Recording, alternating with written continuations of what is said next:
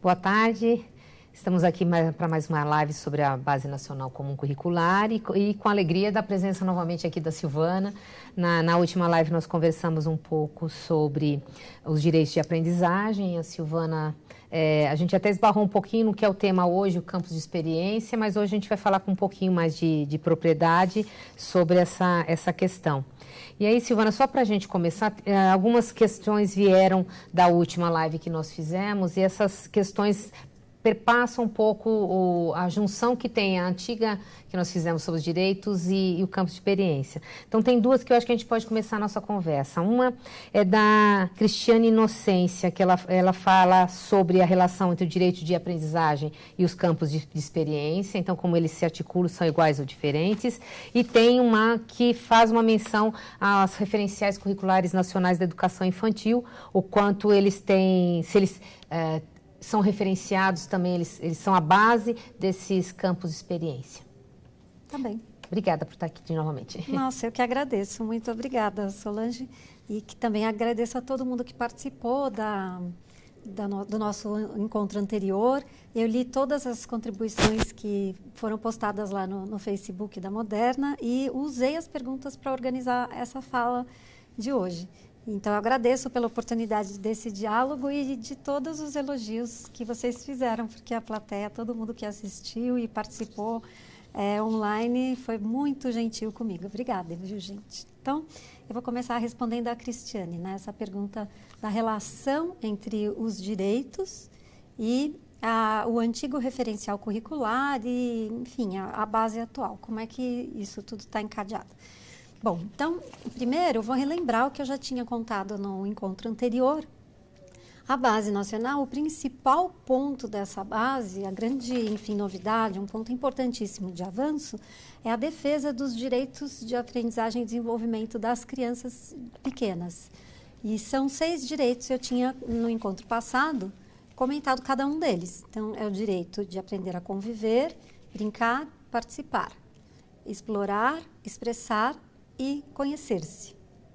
Esses 6 direitos precisam ser assegurados no cotidiano das crianças na passagem pela educação infantil, desde da creche até o final da educação infantil, que vai ser com 5 anos e 11 meses, né? E aí, então, ela vai para o primeiro ano da escola. Esses direitos são os que nós temos que cercar de todas as formas no nosso planejamento, no cotidiano pedagógico, na gestão do dia a dia da creche ou da escola. Como que eles vão ser trabalhados? Que relação que eles têm com os objetivos de aprendizagem? Eu acho que um exercício interessante de fazer é verificar em cada campo de experiência, eu vou ter a oportunidade de falar um pouco mais detalhadamente de cada um deles, mas é interessante fazer esse exercício, como que cada direito se expressa em termos dos objetivos dentro dos diferentes campos. Por exemplo, conviver. Conviver, aprender a conviver num coletivo diferente da sua família, como eu já tinha contado no encontro passado, é um direito de toda criança. Num coletivo democrático, de vida pública e tudo mais. Como é que esse direito de conviver se expressa no trabalho no campo de experiência do eu, do outro, nós? Como é que ele se expressa no campo de experiência dos traços, cores, gestos, etc. Como é que é em cada um deles? Esse eu acho que é um exercício interessante de se fazer. Porque se a gente não tomar esse cuidado de fazer os direitos virarem, né, serem apropriados dentro dos campos de experiência, a gente corre o risco de ter um corpo lindo, teórico, maravilhoso, de bons direitos, bem escritos, tudo muito bem defensável, obviamente, mas nada disso vira a realidade das crianças. Então, para que isso seja, de fato, incorporado, encarnado nos campos de experiência, é importante que a gente faça esse exercício de transformar esses direitos na prática em objetivos de aprendizagem, de desenvolvimento nos diferentes campos. Esse é o exercício mais interessante. E aí a Cristiane pergunta, é Cristiane, não é? Depois a Adriana que pede a relação com os referenciais. A Adriana, ela pede, então, Adriana, como é que isso se relaciona com os referenciais? Bom, eu já tinha contado, mas reforço aqui, que essa base que está sendo implementada agora, que está sendo discutida agora, né, para uma apropriação nos municípios, nas escolas de educação infantil, ela tem uma referência muito forte nos currículos da Europa, em especial no currículo da Itália.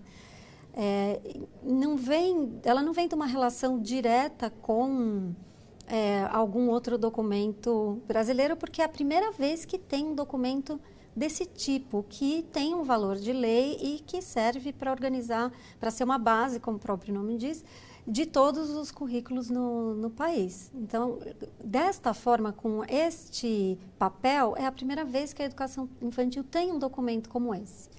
Mas o referencial curricular anterior, que se chamava Referencial Curricular Nacional para a Educação Infantil, é um documento de 98.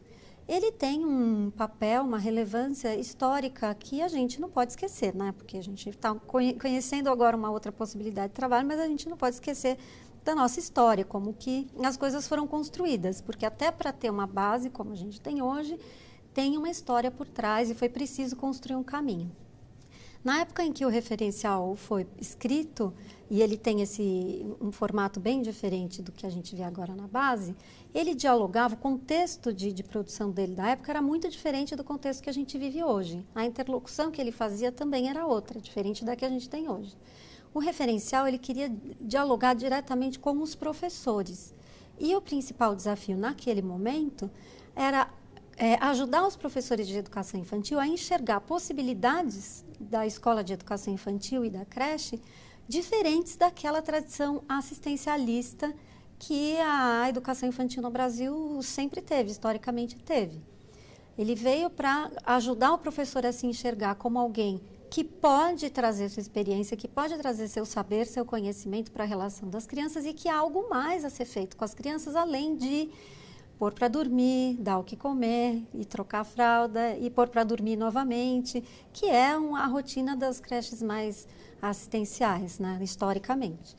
Então, o referencial acho que veio para mudar, para dizer a mensagem que ele tinha, que é importante, foi importante naquele momento, era essa mensagem: as crianças podem saber mais do que isso, podem ter uma vida mais rica, mais interessante, dialogar com outras crianças, com outros adultos e pode ter relação com outros objetos interessantes de conhecimento. Tudo do mundo importa às crianças, as paisagens, a relação da passagem do tempo, como era antes e como é agora, a memória, a produção dos artistas, tudo é interessante para as crianças.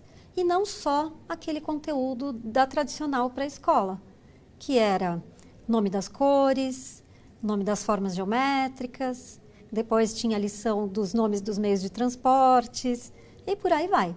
Então, acho que o referencial naquela época teve esse papel importante. E, além disso, ele colocou uma pauta fundamental que a base precisa realmente dar continuidade, que é essa ideia de que cuidar da criança pequena é algo que dialoga diretamente com educar a criança pequena. Não são verbos que possam andar separados. Se a gente está falando de educação e educação de criança pequena, o cuidado humano é fundamental. E a gente cuida enquanto educa, e educa cuidando, se trata da mesma coisa. E acho que o referencial anterior tinha colocado essa pauta muito bem e, na base, é um desafio que a gente precisa continuar perseguindo. Então, acho que essa é a relação que a gente pode ver. Não é exatamente a mesma pauta que o referencial estava cuidando em relação ao que a base está cuidando agora. Entre um documento e outro, tem um outro documento do MEC muito interessante, que chama Critérios para Avaliação da Creche que Respeita a Criança.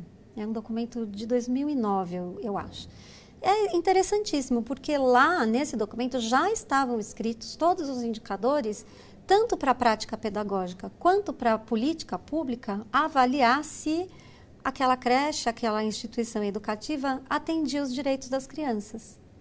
E ela continua tendo valor até hoje, é um instrumento que está lá à disposição no MEC, que todo mundo pode consultar, continua importante, e parte dos direitos que esse material defendia nessa época, por meio dos seus critérios, né, da explicitação dos seus critérios, foram depois incorporados na diretriz curricular e agora na base. Então, esse é o diálogo com a nossa história, digamos assim, que a base vem tentando estabelecer. E é uma história que não para com a publicação da base. Ao contrário, é uma história que tem início agora, porque todas as escolas, professores, gestores, vão agora trazer sua experiência e dialogar com isso que está posto para inventar novas formas de levar a educação infantil.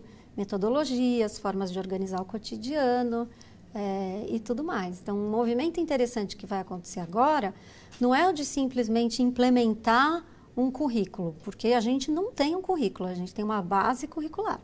E o movimento que está interessante acontecendo agora é um movimento de construção de currículos para os municípios e para as escolas, currículos originais e autorais e bastante dialogados com a cultura local e a história de cada município e de cada escola. Tudo isso a partir de uma base nacional, uma base que tem como desafio importantíssimo a equidade de oportunidades para todas as crianças, independente da instituição, do estado, do município em que ela está. Acho que essa é a característica mais importante. Será que eu respondi? Acho que acho que talvez complementar com a questão dos eixos de trabalho que tinha nos referenciais. Você está falando enquanto concepção. Sim. Mas tinha uma questão relacionada aos eixos de trabalho, sim, que tem, enquanto concepção de estrutura de trabalho, muito parecido com os campos, certo? Tem uma diferença com relação à organização, porque o foco daqueles eixos, digamos assim, do antigo referencial, na verdade o referencial antigo também compreendia que brincar, por exemplo, era algo que tem que estar presente em tudo, é um eixo que atravessa tudo. Tanto que não tinha no livro do referencial curricular correspondente a conhecimento de mundo, não tinha uma área dita brincar. Ela estava ligada a um outro âmbito da experiência que diz respeito à formação pessoal e social. Acho que essa era uma diferença importante. O antigo referencial considerava dois âmbitos, o âmbito da formação pessoal e social e o âmbito do conhecimento do mundo. É claro que esse modelo, esse jeito de pensar, e dentro da formação, do conhecimento de mundo, as diferentes áreas, esse jeito de pensar, numa tradição mais escolar, isso acaba transformando a prática, enfim, numa coisa muito distante da educação infantil. Isso acabou acontecendo na prática. Muitos professores se acharam na obrigação de dar aulas para as crianças daquelas diferentes áreas. A aula de matemática para a educação infantil, a aula das sociedades e da natureza, dos fenômenos naturais para as crianças, como se a educação infantil fosse uma imitação, uma miniatura da aula da escola tradicional. Eu acho que isso aconteceu, é uma apropriação que vem da nossa história, não tem a ver só com o referencial curricular, tem a ver com a interação das pessoas e do modo como se pensava a educação muito tradicional no nosso país, é a resposta da nossa história, nós não tínhamos nem condição histórica de pensar diferente disso dentro da nossa tradição. Então, a estrutura do referencial, ela tinha essa característica, eram dois grandes eixos. O que a base fez foi tentar integrar esses eixos. A gente não vai pensar em algo que é uma formação pessoal e social que é separado da aprendizagem nos campos de conhecimento, né? No conhecimento de mundo. A criança pequena conhece o mundo, os objetos da natureza, os fenômenos sociais e tudo mais. A observação que ela faz do mundo é sempre pautada pela experiência subjetiva da constituição da sua identidade, que é algo que é muito forte no início da vida. Então, sempre que a gente vai falando em conhecimento, em produção de conhecimento, na educação infantil, o foco é pela experiência e não pelo objeto de conhecimento. Então, imagina que a figura principal é o sujeito e a sua experiência. Essa é a figura principal e o fundo é o conhecimento. Acho que essa relação muda bastante com esse jeito de pensar a educação. Ok, tá claro? Sim. Acho que a gente poderia agora caminhar para falar um pouquinho de cada um dos campos, detalhar um pouco mais os 5 campos de experiência. Pode ser? Pode, claro. Então, eu vou começar a falar e aí as pessoas vão mandando perguntas, né? E vocês vão me interrompendo para colocar outras perguntas e eu vou tentar também amarrar algumas perguntas que eu li do encontro anterior, né? Da transmissão anterior. Bom, o primeiro dos campos, ele diz respeito a toda a experiência subjetiva que acontece no entorno da construção da nossa identidade. É interessante quando vocês tiverem contato, agora vocês vão ler mais atentamente, com mais tempo e calma, vão ler direitinho a base, cada campo. É interessante fazer esse exercício de observar como que aquele campo é na sua experiência de vida. Você identifica aquilo Porque alguns dos campos a gente, na verdade, vai ter para o resto da vida experiências ligadas a esse campo, né? Diferentes das experiências das crianças, não tão inaugurais como são as experiências das crianças, mas elas acontecem na vida do adulto também. Então, a experiência que está ligada a esse campo tem a ver com a construção da identidade, das diferenças que cada um tem, dos gostos, das preferências, de como eu apareço publicamente, de quais são os meus amigos, como eu gosto de brincar, enfim, é tudo dessa experiência da subjetivação que as crianças vão passar por esse momento.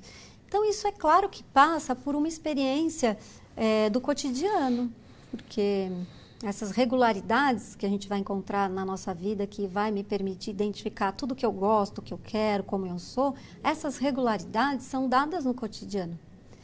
Então, o campo da experiência da constituição do eu, do outro, tem a ver muito com as relações de cuidado humano, da experiência cotidiana, de como a instituição se organiza, por exemplo, nos horários coletivos. Por exemplo, o momento da refeição, do almoço, que existe na creche, e o momento do lanche, que existe na escola, enfim, o momento da alimentação.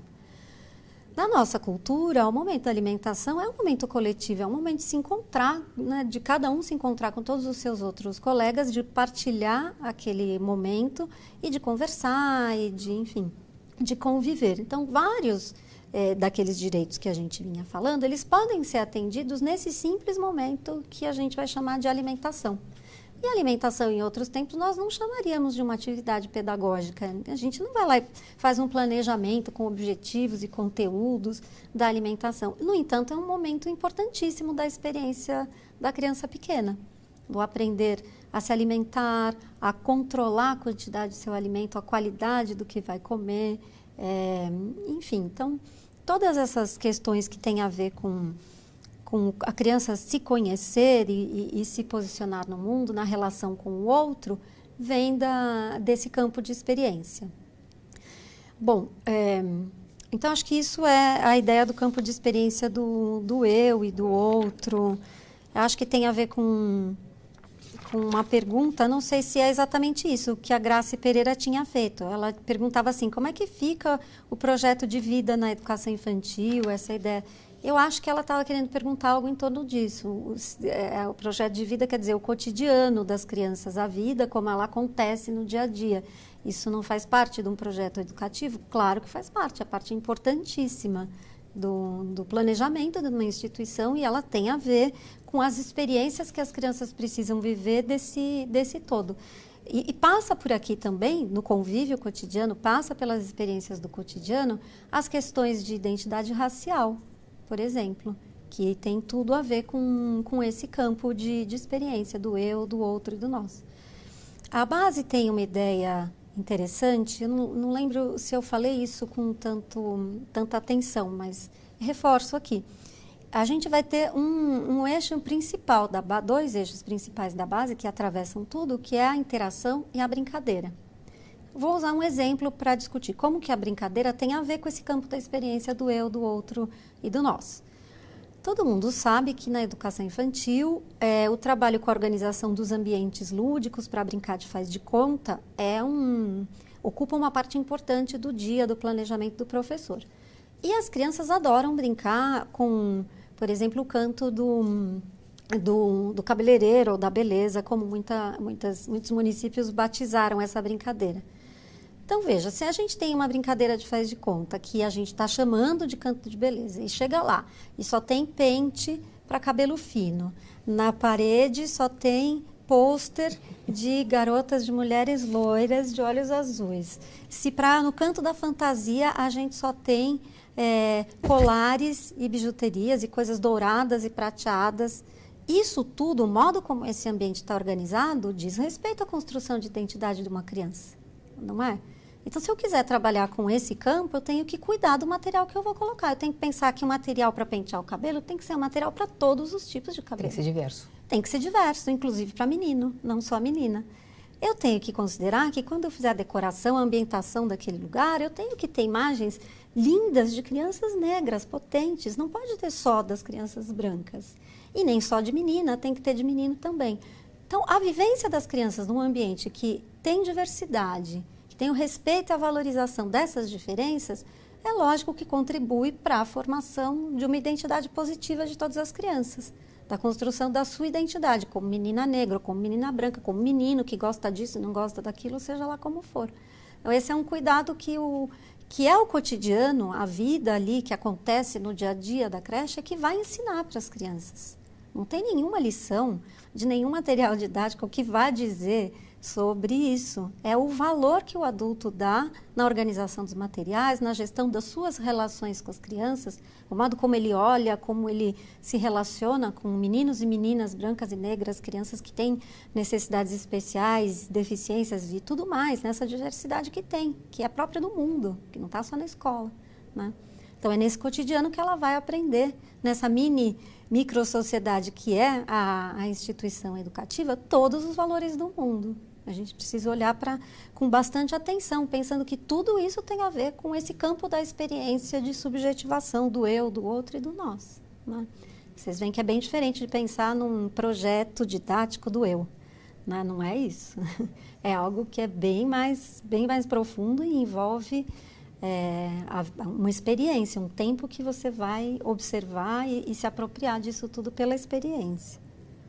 Antes de você entrar em outro campo de experiência, quando você estava comentando, me veio à mente as competências gerais da base, que tem que perpassar todos os segmentos, inclusive a educação infantil. Então, o trabalho de empatia tem muita relação, o autoconhecimento, né, as competências gerais, elas também se traduzem nesses campos, certo? Sem dúvida nenhuma. Há esse sentimento, por exemplo, de empatia que a gente hoje no mundo contemporâneo é um tema tão importante e a gente discute tanto. Esse sentimento de empatia, ele está presente, é construído desde a infância dos mais pequenininhos, das crianças menores.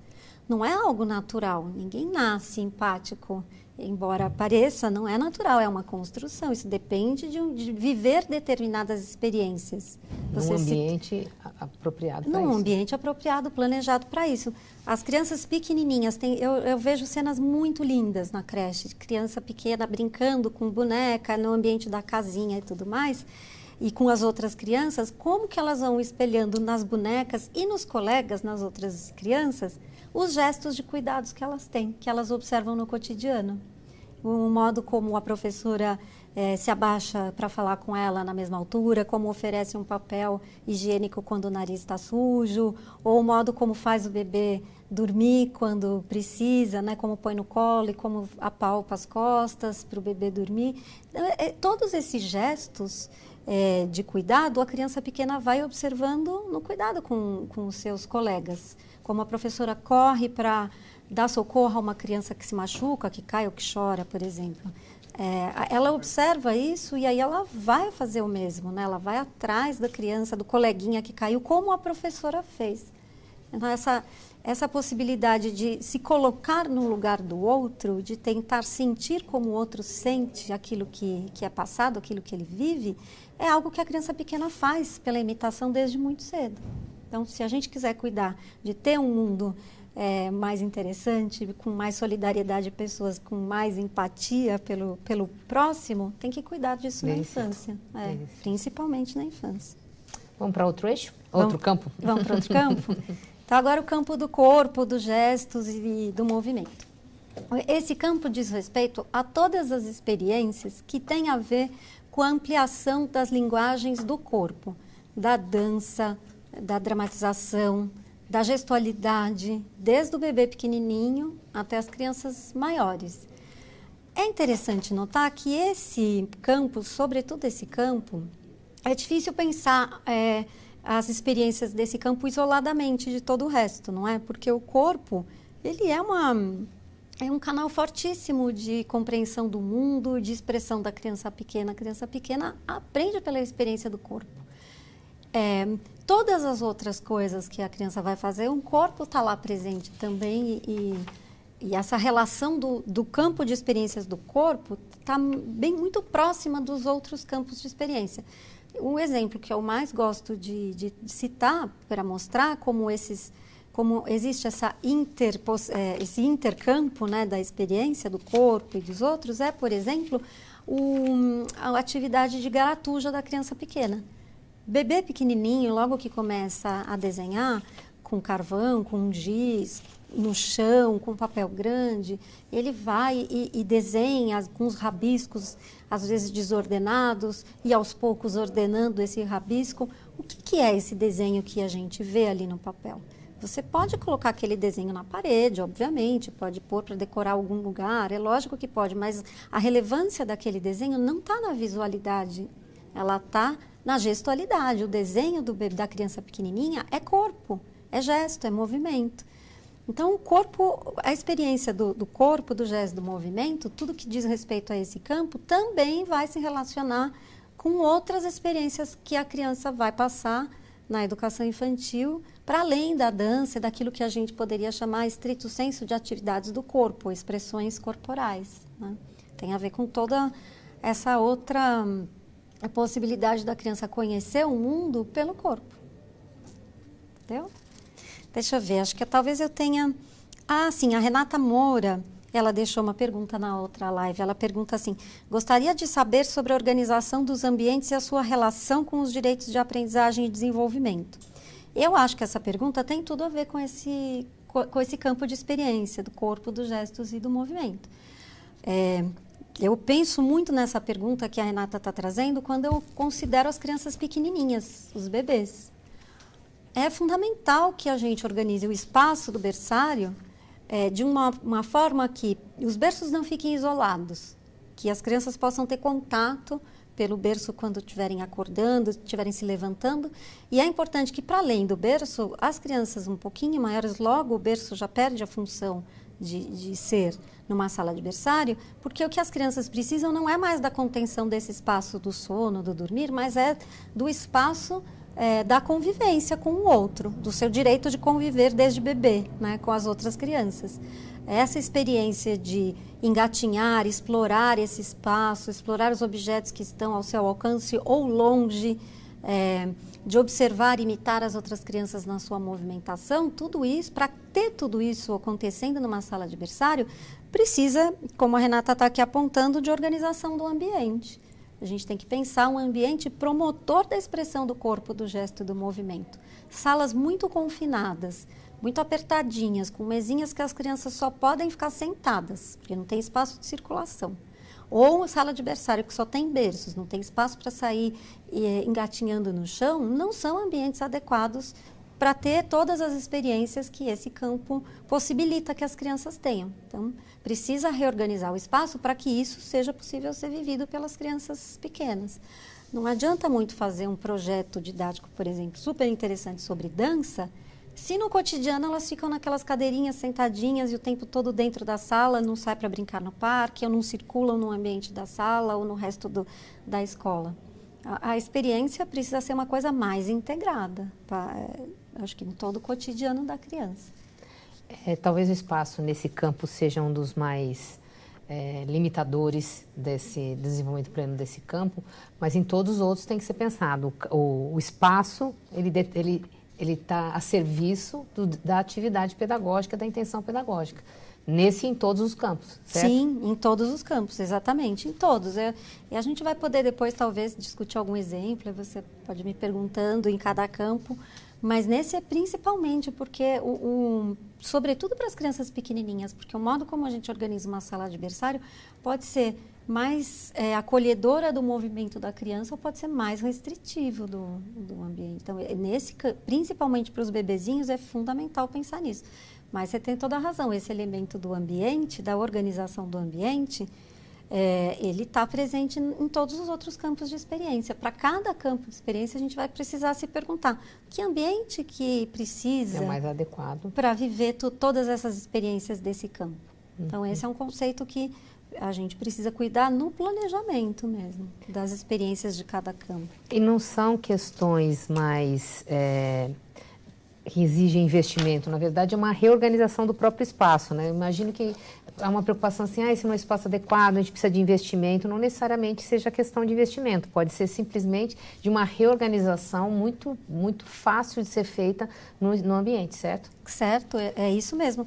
Ao contrário, dependendo da situação, inclusive se usa menos recurso do que a sala confinada, por exemplo. Você pode ter um modelo mais tradicional, mais conservador de cuidar da educação infantil, que concebe aquele ambiente da sala, um espaço muito pequenininho, com as cadeiras e cada criança lá na sua mesinha, com a sua cadeirinha na sua altura, e ela basicamente passa o dia desenhando, riscando, pintando desenhos prontos.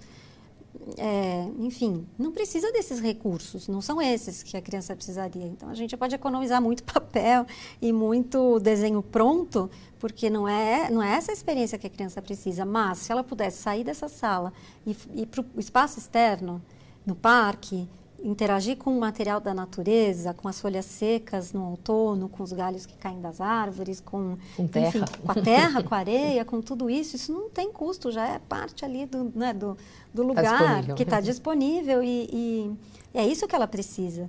E aí alguém pode dizer, mas lá na minha creche a gente não tem parque, não tem. E de fato existe. Se a gente pensar na diversidade de instituições do Brasil, vai ter lugar que não vai ter parque. Mas isso não significa que a criança não tenha o direito de sair e interagir com o ambiente externo. Se não tem parque, a gente precisa organizar modos da criança poder passear pelo entorno, para visitar uma praça, ou para ter algum tipo de interação com a natureza, alguma área verde, de alguma forma a gente precisa conceber a mudança desse espaço. E aí acho que entra a expertise dos educadores. É o espaço que fica a serviço das experiências que são necessárias das crianças e não o contrário, né? Por mais que isso seja desafiador. As crianças têm o direito e os espaços que não estão adequados para isso precisam, e com o tempo, se adequando, se reorganizando. Né? Vamos para mais um campo? Vamos para mais um. Aí o próximo o próximo campo é o dos traços, cores, sons e formas. Nesse campo das experiências com os traços, cores e as formas, a gente vai localizar todas as possibilidades das experiências das crianças com a estética, com os elementos sensíveis, com a fruição da arte, da música, das linguagens artísticas, da expressividade da criança pequena. Isso desde muito pequenininha, né? Desde bebê, elas já podem ter experiências sensíveis.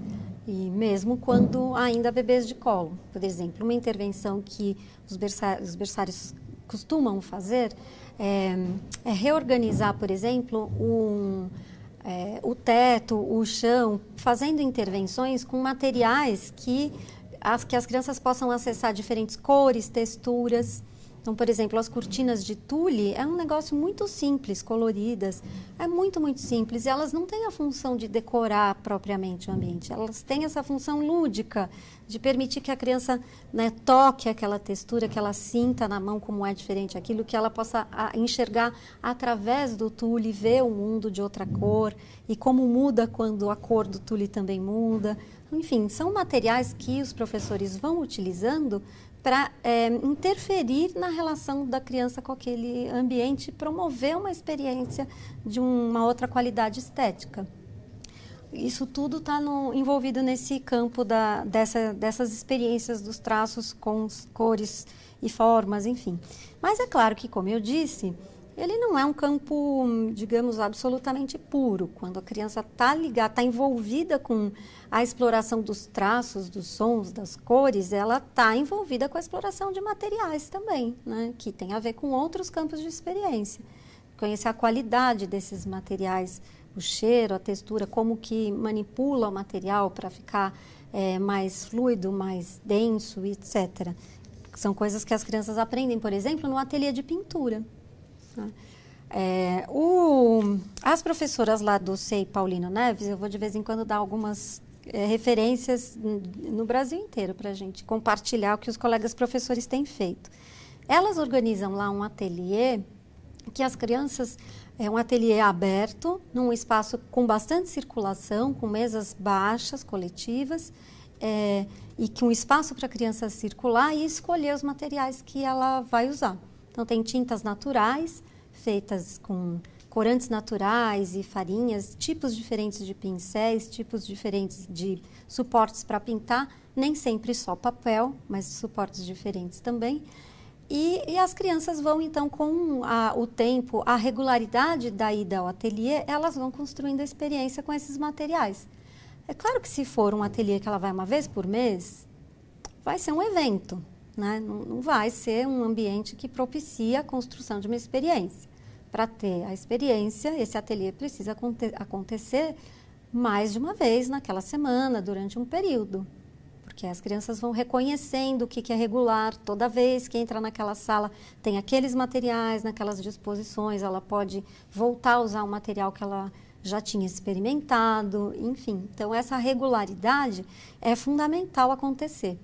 Numa das observações desse ateliê, uma criança pequenininha, ela tinha 2 anos e meio para 3, estava pintando com um rolinho, aqueles rolos pequenininhos e tinta colorida, de guache. Ela estava lá e com um rolinho no papel, rolinho para cá, e de repente a professora chega perto e observa: olha, você está pintando com um rolinho? E então o menininho responde: é um carrinho. E aí a professora: então quer dizer, o rolinho virou um carrinho? Olha que interessante, por mais que a professora tenha planejado e cercou todas as condições para que a criança tivesse aprendizados no campo da pintura, ela chamava aquilo de proposta de pintura.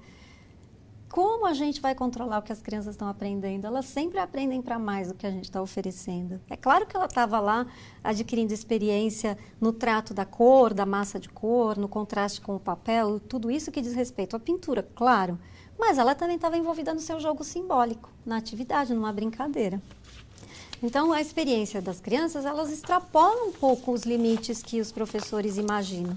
E isso não é um problema, isso é uma coisa boa. Não é para o professor achar que, eu não planejei direito, ou eu não cuidei de tudo que eu precisava cuidar. Não, as crianças precisam mesmo extrapolar o que a gente imaginou que elas pudessem aprender.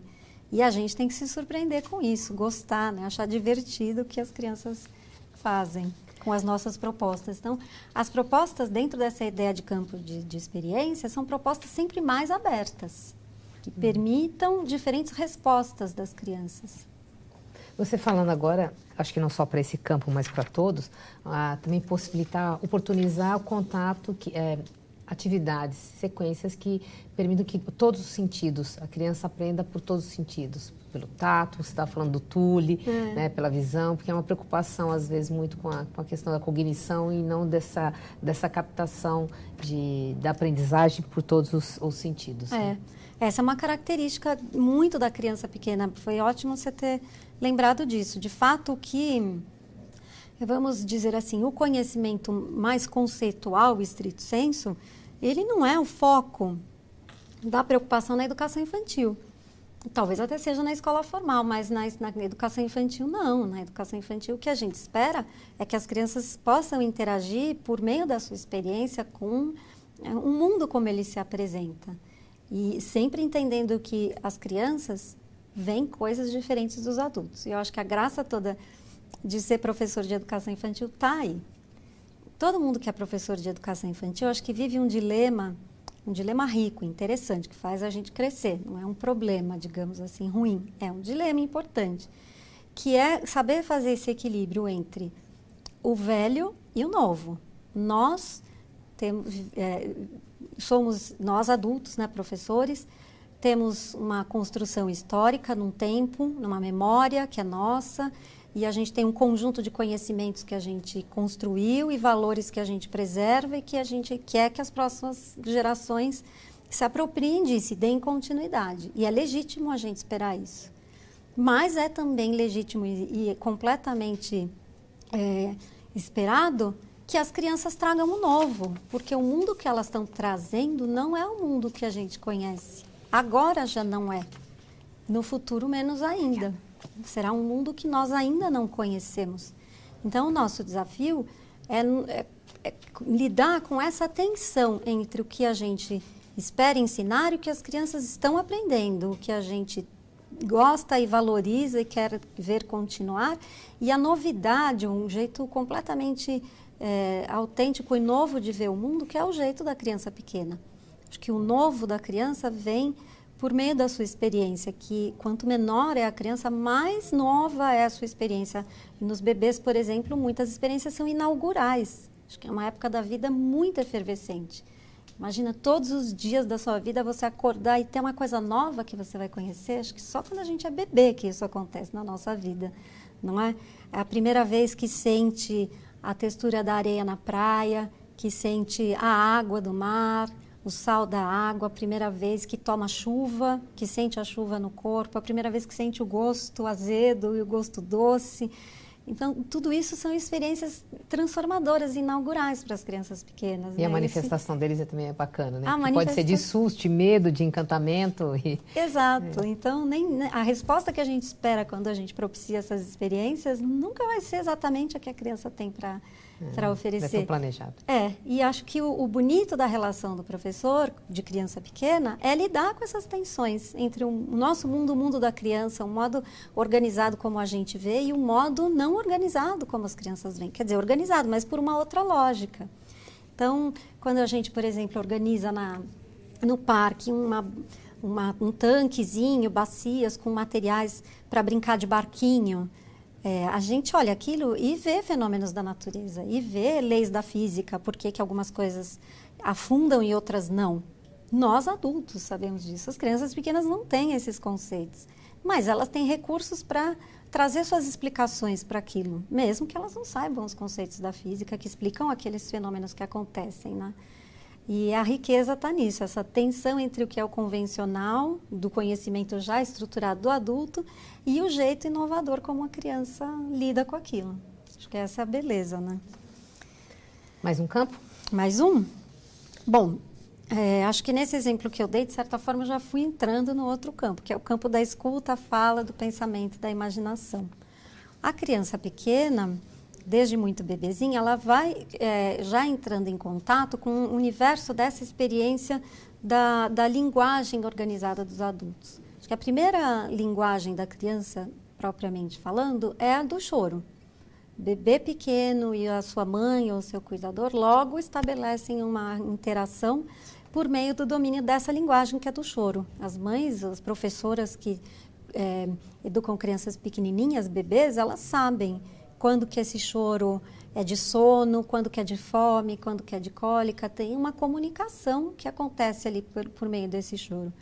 Uma outra forma de expressão da fala, do pensamento da criança pequenininha é o gesto, que é o gesto de apontar do bebê pequeno. Esse gesto é o que é o primeiro movimento da criança na direção da linguagem verbal, né? Ela aponta as coisas do mundo e o adulto vai traduzindo para ela, vai contando o que ela está vendo, o que ela está apontando.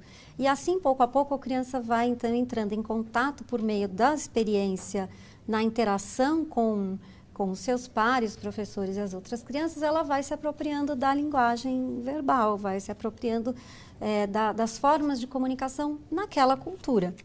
Ela vai aprender, além da, entre aspas, digamos assim, língua portuguesa, que não é o caso, né? Mas ela vai aprender todos os hábitos e os costumes que têm a ver com aquela língua dentro daquele povo. O tom de voz, o modo de olhar para o seu interlocutor, enfim, todas essas outras coisas que têm a ver com o domínio das experiências da escuta, da fala, do pensamento e da imaginação. É dentro desse campo também que nós vamos ter muitas tensões com relação a esse assunto tão importante para a escola, que é a alfabetização. E aí acho que as pessoas perguntaram, né? A Francisca Viana perguntou da outra vez, a Raimunda dos Anjos também, como é que a gente vai lidar com esse problema da alfabetização? Será que as crianças agora na educação infantil já vão aprender a ler e escrever? Coisas desse tipo. E aí não, gente, acho que quando a gente está falando das experiências desse campo, a gente está falando de uma coisa que é anterior, inclusive, ao momento em que a criança sistematiza conhecimentos sobre essa língua escrita, né, sobre o sistema alfabético, é anterior a isso. Tem a ver com a aprendizagem dos usos, das funções sociais dessa língua, como que ela se apresenta no mundo dos adultos, para que ela serve, as crianças prestam atenção nisso. Como que os adultos se relacionam com a escrita. Quando está no livro, quando a escrita está no livro, o professor, ele se expressa de uma forma. Quando essa escrita está num bilhete que a diretora mandou, ou que vem no caderno da criança, que a mãe escreveu, é outra forma de expressão. Quando o adulto abre um jornal e lê com as crianças na roda, é outra forma de expressão. E assim as crianças pequenas vão tomando contato e aprendendo a se relacionar com todas essas possibilidades da linguagem oral, da linguagem escrita, dentro da sua cultura. Então, nunca é um objeto língua portuguesa, digamos assim, como algo isolado das práticas sociais da sua cultura. Cuidar de um ambiente para que atenda tudo isso implica em cuidar de todas essas relações, para que as crianças tenham muitas possibilidades de escuta, de interlocução, de diálogos com parceiros diferentes, que têm experiências de vida diferentes, que contem coisas diferentes, né? É isso. Aí eu tenho um exemplo que eu gosto de contar, que é o da EMEI Dona Maria de Lourdes, que vem lá do sul da Lindalva, é de São Paulo, aliás, essa EMEI. E ela tem uma experiência super interessante com as crianças pequenas sobre a organização de conhecimentos da exploração das crianças no parque. Elas viveram isso com crianças indo observar o parque. Elas acharam uns ovinhos escondidos, assim, no meio dos tijolos na parede. E ficaram com aquela curiosidade, mas isso aqui é ovo de quê? A professora podia simplesmente dizer, não põe a mão aí, menino, que você não sabe o que é, não é? Ou ela podia dizer, isso é ovo de lagartixa. Não, mas ela não estava preocupada em que as crianças adquirissem o conceito da biologia, da vida, do ser vivo, a classificação dos bichos, nada disso. Ela estava preocupada em ajudar as crianças a terem uma experiência de aprender, de saber que você pode ter perguntas, de ficar curioso com as coisas e ter alternativas para responder às suas perguntas. Ela foi organizando várias atividades do cotidiano para que as crianças pudessem pesquisar isso. Quais são os ovos que existem na natureza? De onde vêm os bichos? Como é que é o ovo de galinha e o ovo de aranha? Como é que é o ovo de não sei o quê? E as crianças foram pesquisando e, no final, elas organizaram um documentário para apresentar para as outras crianças. Filmaram e tal. Crianças de 5 anos. É super interessante essa transposição toda de linguagem que elas precisam fazer entre as conversas, as rodas, tantas que elas fizeram para descobrir como é a vida dos bichos e como são os ovos da natureza, por uma linguagem que fosse de documentário. Como é que se expressa para fazer um documentário? Como é que as pessoas falam? Como são os quadros? Qual é a linguagem? Então, todo um estudo dessa outra possibilidade, né, do documentário virou objeto de atenção das crianças. E acho que essa experiência conta um pouco até onde, né, como é rico esse campo de experiências da fala, da imaginação e do pensamento, né? Como vai muito além da alfabetização estrito sensu. Tem algumas perguntas, mas eu acho que a gente podia fazer o último campo e aí fechar com todas as perguntas, acho que é melhor. Tá bom. Bom, aí o último campo é o campo dos espaços, tempos, quantidades, relações e transformações. São desse campo todas as experiências de investigação das crianças do mundo, da sua relação direta com o mundo. E por meio, para descobrir como é que essas relações, as transformações acontecem, as crianças vão usar diferentes linguagens e diferentes conhecimentos. Os conhecimentos numéricos, os conhecimentos matemáticos, os conhecimentos da natureza, da observação cotidiana da natureza, enfim. Vem daqui também a atenção que elas vão ter com tudo aquilo que nós chamaríamos no mundo adulto de matemática e que tem a ver com as experiências de contar, que é muito usado para as crianças no controle das coleções que elas fazem, por exemplo, na escola, na creche, no jogo de tabuleiro e nas diferentes resoluções de problema do cotidiano que elas lidam normalmente. Então, tudo isso que tem a ver com uma experiência de conhecer, de desenvolver estratégias, modos de explorar o mundo, usar das diferentes linguagens para responder às inquietações que o mundo traz, são experiências desse campo que a gente vai chamar de tempos, relações, transformações. Então, o pessoal lá de Uruguaiana, por exemplo, da professora Caroline, ela desenvolveu um projeto super interessante com as crianças observando o céu. As crianças no parque observando a lua chegando mais cedo no céu, em determinada época do ano. E aí ficaram fazendo essas perguntas, mas por que a lua está no céu? Olha como ela aparece, tem o sol e tem a lua ao mesmo tempo. E aí elas foram no dia seguinte, no outro dia, e isso começou a virar uma rotina naquele parque. Todos os dias as crianças observando o céu e perguntando sobre a lua. Então, a professora organizou vários materiais, recursos e tempo, principalmente tempo na rotina, para as crianças pesquisarem sobre o que acontece no espaço, como é a lua, as fases da lua e tudo mais. Bom, aí as crianças, claro que se divertiram muito e brincaram porque tudo da experiência da criança é muito atravessado também pela brincadeira. Elas brincaram de ser astronauta, é claro, né, de se imaginar como é que seria aquilo e como é que elas iam para o espaço, de que jeitos que elas poderiam acessar a Lua, qual é o meio de transporte para ir para lá, que roupa que tem que pôr, enfim. E aí elas tiveram que conversar muito sobre esse assunto e procurar livros e observar imagens e tudo mais. E elaborar ideias sobre isso. Uma das crianças perguntou para ela num determinado momento lá, você pode tapar o buraco negro? Porque aí nós não caímos quando a gente for para o espaço. E coisas assim, ideias que as crianças vão tendo que... de uma aproximação com aquele conhecimento que nós adultos vamos olhar aquilo e falar, isso é astronomia.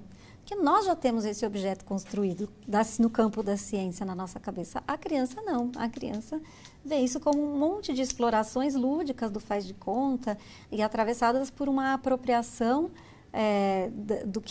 do modo próprio como elas podem explicar esses fenômenos na natureza. E a graça toda é exatamente essa explicação que as crianças fazem, os relatos que elas criam, as narrativas para contar da sua experiência pelo mundo, né? Acho que essas são as qualidades desse campo de experiência que a gente pode explorar bastante. E também com as crianças pequenininhas, eu acho que eu dei exemplos das crianças um pouco maiores, mas tem coisas muito simples que são desse campo de experiências e que às vezes no cotidiano a gente esquece. Por exemplo, acho que esse é um exemplo que a professora Adriana, a Andréia e a Tessie, são 3 professoras do grupo pequenininho de crianças de 2 anos e meio até 3, e elas observaram que toda vez que chove lá na cidade de onde elas vêm, elas estão falando de Curitiba, toda vez que chove, a tendência é deixar as crianças dentro da sala. Então, ninguém sai para o ambiente externo. E passa o dia inteiro confinada. Mas por que a gente vai evitar que as crianças saiam se elas podem ter um contato com esse fenômeno da natureza e pensar sobre isso e observar como é? Então, as crianças começaram a investigar com que roupa eu vou para a chuva. E aí foram pesquisar tipos de roupa, a capa, o guarda-chuva e não sei o quê. E ela organizava passeios pela escola no dia de chuva para observar, com a galochinha, a roupa de chuva, como é que esse fenômeno acontece. Você vê que é uma coisa muito simples. Imagina quanta possibilidade de pensamento que as crianças vão encontrar nesse passeio, que é a coisa mais simples do mundo, que não precisou nenhum grande material, nenhum grande recurso didático. É colocar uma capa de chuva e trazer o seu guarda-chuva para a escola e dar uma volta no dia que chove, observar as poças se formando na rua, observar como elas refletem o céu, como elas refletem as árvores, observar como a chuva engrossa e depois enfraquece, observar o barulho que ela faz quando cai em cima de uma árvore muito densa ou em cima da terra, o cheiro que vem. Olha quanta possibilidade de expressão e de conhecimento de mundo que um passeio como esse pode possibilitar, né? Eu acho que as experiências desse campo têm a ver com tudo isso que a gente está falando. Quando a gente está ouvindo falar um pouquinho de tudo que você está contando aqui, sempre fica uma sensação forte da responsabilidade que tem essa educação nessa faixa, a formação das crianças nessa faixa etária. Porque até muito pouco tempo atrás não se considerava como uma etapa da educação formal e, portanto, era um cuidar e não era um formar. E a gente entende que essa criança bem trabalhada, o percurso formativo dela é outro, né? O desempenho dela, a constituição do ser vão ser outro com relação a tudo. E aí vem uma perguntinha aqui. Primeiro, é a dificuldade, a Ana Alves está perguntando, a dificuldade de conciliar o tempo da criança com o tempo que ela dispõe. Porque, óbvio, esse inusitado que essa criança nos apresenta a cada momento demanda tempos que não foram cronometrados e planejados como a gente gostaria. E um pouco também uma pressão que aparece em outra pergunta aqui, uma pressão de forçar uma leitura obrigatória, a percepção que a sociedade tem é que a escola tem que se encaixar nesses moldes e não há uma valorização do desenvolvimento dessas competências e habilidades que são essenciais para o percurso que ela vai fazer. Então, vou contar um pouquinho dessa organização do tempo, que acho que é importante, e como lidar com a pressão da sociedade, inclusive com a alfabetização e leitura. Tá ótimo.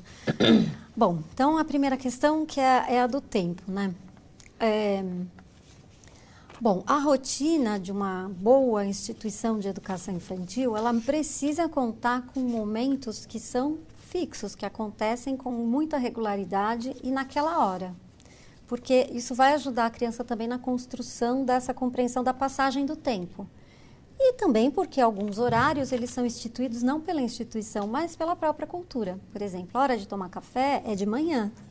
A hora de almoçar é por volta do meio-dia, 11 horas. Algumas culturas comem mais cedo, outras comem um pouco depois, mas tem um horário que essas coisas na cultura acontecem. Então, por que assim na cultura, na instituição também deveria ser? Então, uma boa rotina de trabalho pedagógico com criança pequena precisa respeitar a regularidade de alguns tempos. Mas se tudo for absolutamente controlado no tempo certo de acontecer, a gente perde a possibilidade de explorar esse novo que a criança traz. Até porque não tem hora certa para se expressar, para criar e para aprender uma coisa nova. Como tem, por exemplo, um horário certo para tomar café de manhã ou almoçar. Então, essa qualidade do tempo, a gente precisa pensar em função do que a criança precisa viver. Porque o modo como a gente organiza a rotina também traz valores, transmite valores que as crianças podem se apropriar ou não. O momento da investigação, de brincar no parque, tem que ser um momento um pouco mais extenso, para dar tempo de tudo isso viver. Não pode ser um parque de meia hora. É preciso que ela tenha tempo para brincar, para ir até o fim de uma brincadeira, porque demora a brincar, demora a organizar o espaço, demora a desenvolver um enredo, demora a combinar os papéis da brincadeira, quem vai ser o quê. Esse desenvolvimento precisa acontecer. Então, o parque tem que ter um tempo preservado na rotina mais longo, não pode ser meia hora. Posso fazer? Porque eu acho que poderia abordar, porque tem duas perguntas da Rosângela Figueiredo e da Renata Moura sobre a adequação do planejamento. Isso, na verdade, já entrando nesse tema, de como você organiza esse planejamento, só para... E até essa questão do campus da experiência, que não é que muda muito o seu planejamento, é uma nova organização, mas que já vinha acontecendo, né? Exatamente, que já vinha acontecendo e que a gente toma partidos de alguns momentos especiais da rotina. Por exemplo, a hora do parque é fundamental, porque é ali nas brincadeiras que as crianças mesmas, desde pequenininhas, vão fazendo nas observações da natureza, nas observações do parque, no modo como elas exploram, em tudo isso que ela vai mostrando no parque, o professor tem ali um momento importantíssimo de escuta das crianças. Então, não pode levar o parque, como muitas escolas mais tradicionais, principalmente na tradição da escola básica, muitas vezes leva em conta a ideia de que o parque é um momento livre, um momento de relaxar, o professor às vezes nem está no parque, vai tomar um café ou se reveza. Não, não pode ser isso. O momento do parque é um momento de trabalho do professor, porque é ali que ele vai observar o que vai aparecer do contexto das crianças, né, das investigações que elas vão fazer. É importantíssimo que ela cuide disso. O parque tem que ser garantido como um tempo bastante extenso. E os outros tempos a gente vai organizando de acordo com aquilo que as crianças estão fazendo, sempre levando em conta a participação delas nessa organização do dia. Essa prática de organizar com as crianças maiores uma agenda é super importante. As crianças maiores, que eu digo, assim, a partir de 3, 4 anos, a gente senta com elas no começo do período, se for de manhã ou de tarde, e combina tudo o que vai acontecer. Ou escreve, ou faz um outro tipo de registro na lousa, num painel, que vai mostrando para ela a passagem do tempo ao longo do dia por meio das atividades que ela vai passar. Então, vai ter um momento que a gente vai sentar, todo mundo junto, e a gente vai ouvir história. Vai ter um momento que a gente vai brincar lá fora. vai ter um momento que a gente vai pesquisar aquela pergunta ou a curiosidade que uma criança trouxe no dia anterior. Ela combina e as crianças vão participando dessa organização do tempo e atribuindo sentido para os diferentes momentos dessa rotina. Acho que o equilíbrio é esse, é tentar encontrar os momentos que são fixos, que acontecem sempre naquela hora, e os outros tempos que vão acontecendo de acordo com a experiência das crianças, o que está acontecendo na história daquele grupo. É como se a gente tivesse na rotina a possibilidade de, junto com as crianças, narrar uma história, narrar uma experiência vivida. O tempo do acontecimento de cada coisa é o tempo da rotina. Acho que isso é mais interessante, tem muito mais a ver com o que a criança precisa viver do que a gente burocratizar uma rotina com tempos muito fixos, né? A hora do projeto, a hora de conhecer o mundo, a hora de explorar a natureza, a hora de sei lá o quê. Acho que a hora de cada coisa é a narrativa que vai organizar, a narrativa das crianças com as suas professoras. Fica um pouco mais claro isso? Assim, como... Sim. E acho que tem relação, tem uma outra relação também, que está a pergunta de Maria Tereza Viana, sobre a relação com os livros didáticos. A gente está em campanha de PNLD, que este ano traz a inovação de ter um material de manual do professor para a educação infantil, que está, obviamente, conversando com a base. O edital já pedia que tivesse de acordo com a base e que tem um pouco de relação, que tem que conversar com isso que você está falando. Então, o material, ele consegue até certo ponto dar conta da rotina e não necessariamente dessas atividades que são muito do contexto e da situação local, né? Sem dúvida, e que precisam responder à interação das crianças com o seu tempo e o local, a sua cultura, a imersão naquele contexto concreto. É desse casamento que vem um planejamento, que vem uma organização de um cotidiano. A gente não vai encontrar um material, um livro, um sistema que dê conta de tudo isso. Mas você pode ter apoios importantes para pesquisar, para a criança ter acesso e explorar, óbvio, e isso pode fazer parte das histórias, das narrativas que elas estão construindo ao longo de um tempo, de uma pesquisa, de uma investigação, mas é sempre o projeto das crianças que vai organizando o uso dos recursos e dos materiais. E não o contrário, não é o material que vai pautar a experiência das crianças, mas é o contrário, a experiência que vai demandar a organização de alguns materiais nos diferentes tempos. Então, vocês veem que isso depende, isso realmente está na mão de um professor muito autor do seu trabalho, muito consciente do seu lugar e conhecedor dos materiais das crianças, das relações. Ele tem que ser uma pessoa muito autônoma para isso, não pode ficar refém de uma rotina que manda determinados horários para fazer determinadas atividades e nem pode ficar refém de um material que já pauta algo que a gente ainda não sabe direito como é que vai acontecer. Até tem a ver com uma pergunta que acho que foi a Juliana Spesani que disse. Ela perguntava assim, mas nessa concepção eu não posso fazer um planejamento com 15 dias de antecedência.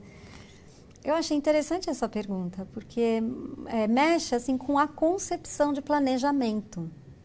A gente pode fazer um planejamento com 15 dias, com um mês, com quanto tempo de antecedência for, se a gente pensar que é um planejamento aberto, para um campo de experiências aberto, que a gente espera que tenham respostas que a gente não controla e que as crianças aprendam para além do que a gente imaginou que elas aprenderiam. Se eu tenho essa concepção, eu posso planejar a qualquer momento. Mas se eu tenho uma concepção de planejamento que é muito indutivo, se eu pensar que planejamento é aquilo que conduz a ação da criança a cada momento, aí esse planejamento não é bom nem a cada 15 dias, nem com 15 dias de antecedência, nem na véspera, nem no dia. Porque a concepção é a mesma. Eu acho que a gente está discutindo aqui uma ideia, um conceito, uma ideia de um planejamento mais aberto ao campo de experiência do sujeito. Eu acho que esse é o desafio, digamos assim, que a gente tem para enfrentar na educação infantil. Como que a gente vai organizar um cotidiano para atender a essas exigências? Não dá para a gente ter uma rotina fixa, por exemplo, como no passado eu até vi acontecer, não por causa do referencial diretamente, mas que tem a ver com o referencial. Por exemplo, eu vi às vezes nas escolas umas tabelas organizadas como se fosse uma grade horária de escola de ensino fundamental. Então, segunda-feira de manhã, conhecimento de mundo, à tarde, arte. No dia seguinte, de manhã, música, à tarde... entendeu? Como se fosse uma grade horária. Não sei se é exatamente assim, porque cada narrativa, cada grupo, a cada ano vai ter uma história própria para contar. E alguém pode perguntar assim, mas então, se não aparecer aquele ovinho na parede de tijolo, não vai ter o projeto dos bichos? Então, você lembra? Acho que vem muito daquela... Da lagartixa, e também tem aquela ideia muito forte, uma imagem muito forte da concepção espontaneísta, que é assim, se passa uma borboleta, aí a gente vai fazer o projeto da borboleta. Se não passa a borboleta, não tem o projeto da borboleta. Não é bem assim. O fato é que não importa se é borboleta, se é lagartixa, se é seres vivos, se é dinossauro, não importa qual é o conhecimento em si. Porque o foco não é esse conteúdo conceitual, é a experiência de aprender sobre alguma coisa, de explorar o mundo, de ter dúvidas, de saber que as suas dúvidas são importantes e valiosas e que existem recursos no mundo para responder essas perguntas, e os adultos são parceiros dessa jornada da curiosidade e da investigação. É disso que se trata. O planejamento é totalmente centrado na experiência das crianças, em tudo aquilo que a gente precisa garantir para que elas vivam aquilo. E desse viver, nós teremos produtos, conhecimentos, opiniões, visões de mundo, que muitas vezes vão nos surpreender. Bacana. Tem algumas perguntas que já estavam desde o encontro passado, que era sobre a implementação. Uma falando como vai ser a implementação da BNCC nos municípios. Aí eu retorno, a gente já falou desse livro aqui, está disponível, aí a equipe vai também colocar o link para vocês. Eu estou com ele impresso, mas a gente tem a versão digital que está disponível para vocês, tanto desse quanto de um material que chama Projeto Político Pedagógico, que é outra pergunta também daqui, Conceição Pereira, que ela fala se a base vai afetar ou não o PPP. Sem dúvida nenhuma, porque o PPP ele tem que traduzir o movimento da escola. Então, há uma organização da base, há uma organização dos currículos subnacionais que vão acontecer para estruturar em todos os segmentos, inclusive na educação infantil. E, óbvio, também isso chega no projeto político pedagógico da escola. Mas o movimento é um processo de conhecimento, de entender, até para elaborar. Porque não é fazer o projeto simplesmente para ter um projeto, um documento. O projeto tem que surgir a partir da prática, do que está acontecendo dentro da escola. Outra pergunta da Jaqueline Domingues é se o MEC já tem um programa de formação para professores sobre a base. Está previsto, sim, a formação dos professores para todos os segmentos. Então, acho que tem que aguardar o governo se manifestar, o MEC se manifestar com relação ao processo que vai acontecer, mas está previsto e tem até já uma verba destinada para isso. E tem duas perguntas que aí acho que a gente pode conversar aqui, que é sobre investimento de prefeituras em materiais para educação infantil a partir da base. Todos os municípios vão ter que trabalhar com a base, então os organismos vão estar cuidando dessa implementação, então obviamente eles também vão ter que se mexer. E em estruturas muito, aí a Janiara Lima que fala sobre entraves com a escola, tem uma estrutura muito hierárquica, muito fechada, engessada e pouco democrática para implantar a base. Não sei se você quer comentar alguma coisa. Bom, eu acho que toda mudança de currículo, toda mudança desse tamanho, desse investimento, mexe com todas as esferas da escola. E é claro que se a gente está falando de uma maior participação das crianças, de uma escuta maior das crianças, a participação, a escuta, passam a ser valores para toda a instituição. Porque a gente não pode esperar e ter como desejo valorizar determinados aspectos para a educação das crianças e com os adultos ser totalmente diferente, né? Se é um valor, se é um princípio, como princípio, precisa reger tudo. Se eu espero que as crianças aprendam a participar, os professores têm que aprender a participar na sua instituição também. Se eu espero que as crianças aprendam a conviver nesse coletivo de crianças, nessa vida mais pública que é a passagem pela educação infantil, na creche, na escola, eu tenho que pensar que os adultos também precisam ter uma dimensão de vida pública nas suas escolas. E a democracia é um bem maior, né, de todos nós, do Brasil principalmente. Isso está assumido desde sempre, desde a Constituição brasileira. Então, é um princípio para todo mundo seguir. Claro que não adianta só estar na lei, precisa passar pela experiência. E isso eu acho que vai ser o desafio, que vai ser difícil, muitos entraves, muitos conflitos terão que ser vividos, enfim, mas por outro lado nós também temos muitos espaços de diálogo, como esses, por exemplo, aqui da Moderna, que vocês trazem outros colegas para discutirem, e espaços dentro da escola, seminários, congressos, encontros de professores e de gestores que vão poder contar como que eles têm realizado essas mudanças e têm vivido com isso. Então, algo também que vai ser construído, que ninguém tem uma resposta pronta como que a gente vai lidar com estruturas muito hierárquicas e fechadas, porque agora começa um outro tempo de pensar a abertura dessa participação dos professores. E nós temos que encontrar os lugares dos nossos colegas com quem podemos trocar. Acho que os exemplos todos que eu dei de prática pedagógica, todos são exemplos públicos. Por exemplo, eles fazem parte de um movimento que se chama Ocupação Criança, é um movimento que juntou uma série de parceiros, Unicef, Instituto Alana, enfim, outros, Instituto Avisalá e outros institutos, para ajudar a divulgar práticas de colegas professores. Eu acho que agora o desafio é esse, a gente tirar a base da discussão dos especialistas e trazer para a realidade dos professores e das escolas.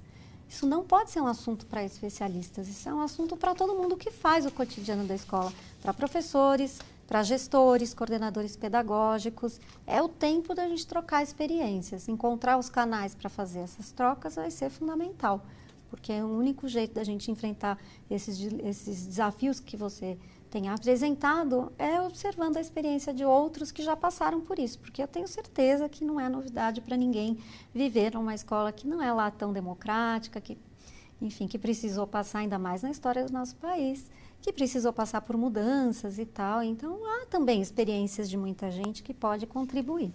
Acho que a única pergunta que talvez eu não tenha respondido a contento, que eu passei mais rápido talvez, é a pergunta de uma das colegas, que eu não vou me lembrar o nome agora, sobre o trabalho da alfabetização, a pressão que a sociedade faz com relação à alfabetização e como que a educação infantil se posiciona.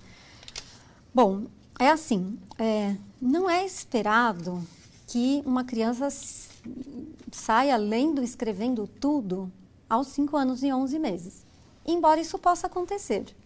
E ninguém vai ser contra isso. Isso pode acontecer, mas não é meta, não é propósito da educação infantil chegar nesse ponto. Esse é um propósito dos primeiros anos da escola básica. E por isso que nós já temos uma entrada mais cedo das crianças na escola aos 6 anos. Esse ciclo que vai dos 6, 7, 8 anos é um período ótimo para organização, sistematização dos conhecimentos sobre ler e escrever, para que a criança possa aprender a ler e escrever convencionalmente. Mas para que ela possa ter essa experiência organizada e compreender as regras de funcionamento do seu sistema de escrita, do sistema de escrita da sua língua, quando ela estiver na escola, quando ela estiver no tempo de passar por essa experiência de alfabetização, para que ela seja capaz de tudo isso, ela tem que ter uma experiência anterior, porque não tem como sistematizar algo que eu não vivi, que não passou pela minha experiência de alguma forma. Um objeto que eu sequer construí, não sei o sentido e o significado. O período da educação infantil é para isso, é para ajudar a criança a pensar, é o objetivo da educação infantil, apresentar as manifestações da linguagem escrita, oral e escrita, colocar as crianças em contato com isso, e é o tempo das crianças elaborarem ideias, hipóteses sobre como elas acham que se lê e se escreve. Se a gente conseguir até a passagem da educação infantil para o ensino fundamental, para o primeiro ano, se a gente conseguir que as crianças construam esse objeto de conhecimento e elas tenham boas perguntas sobre como se lê e como se escreve, e sobre o sentido que isso tem na vida dos homens, na mediação dos seres humanos, na nossa cultura, a gente fez um trabalho ótimo, brilhante, é isso que precisa fazer. E o processo é muito mais fácil. E o processo é muito mais fácil. Então, a gente não precisa ficar pressionando crianças e professores para se alfabetizar aos 6 anos, porque vai ter um tempo para isso. Ao contrário, a gente tem que apostar num caminho que pode, aparentemente, parecer um pouco mais longo, mas não é, porque ele é mais efetivo. É uma aprendizagem que dura para a vida inteira, que é isso que a gente não pode esquecer. O trabalho da alfabetização não tem a ver só com conhecer as regras do sistema de escrita. Tem a ver com a construção de uma discursividade, da posição de um sujeito que tem o que dizer, para quem dizer, e se mostra sujeito autor disso que diz. Essa construção é efetiva e vai ficar para o resto da vida, não só no período da alfabetização. Saber que você pode ter ideias próprias sobre objetos que você não conhece, que é o que acontece com a criança pequena que não lê e não escreve. Ela pode pensar sobre isso, mesmo que ela não saiba ler e escrever. Essa consciência, esse poder de ter perguntas e pensar, mesmo sem saber, fica para o resto da vida. É a posição do sujeito que a gente precisa defender no trabalho da alfabetização. Uma posição autônoma, autoral e, enfim, e criança como criança, pensando como criança, não como adulto. Era uma pergunta da professora Célia Jericó, e acho que agora completou mesmo isso. Então, pronto. Agradeço muito a aprendizagem, essa tarde de aprendizagem, final de tarde. A gente até passou alguns minutos, porque estava tão agradável, a gente acabou se envolvendo. Aproveito para convidá-los para a próxima live, que vai acontecer dia 21/6, que a gente vai trazer a Margarete Polido Reis para falar sobre a base dentro da área de ciências da natureza. Bom, obrigada, muito obrigada, Silvana. Obrigada a todos vocês.